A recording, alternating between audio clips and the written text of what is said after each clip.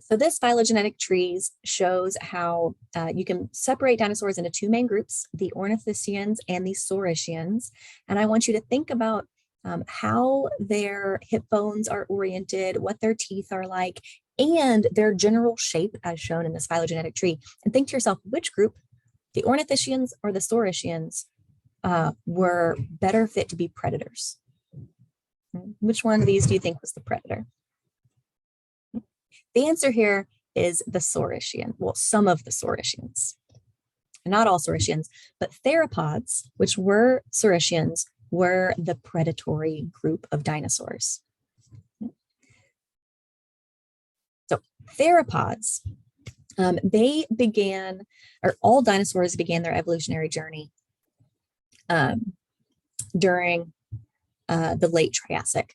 And this was when they really started to evolve quickly and radiate and achieve a worldwide distribution.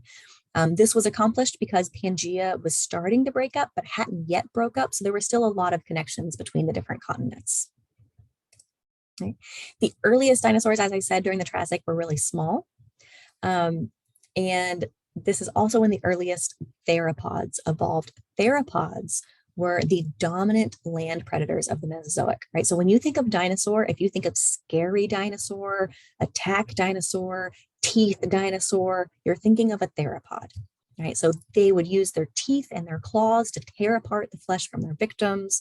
They were really smart. They had larger, more complex brains than other dinosaur groups.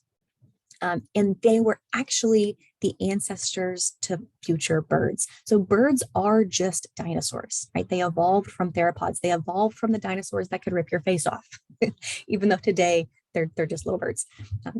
Which, I mean, if you think about the big birds, they can still be kind of terrifying, right? So dinosaurs that looked like this were theropods. The oh so famous T-Rex was also a theropod, right? So made for tearing apart other organisms and relatively smart. Okay.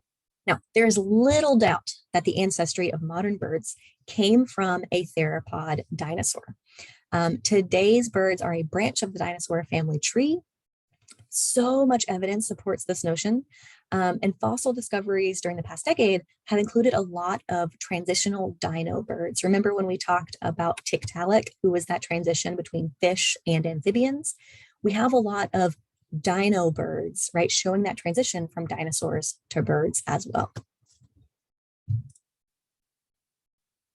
Now, like modern birds, which use their feathers to fly, we don't think dinosaurs, who many did actually have feathers, we don't think they used their feathers necessarily to fly, at least in the beginning. Instead, we think they were for other reasons, such as sexual recognition, right?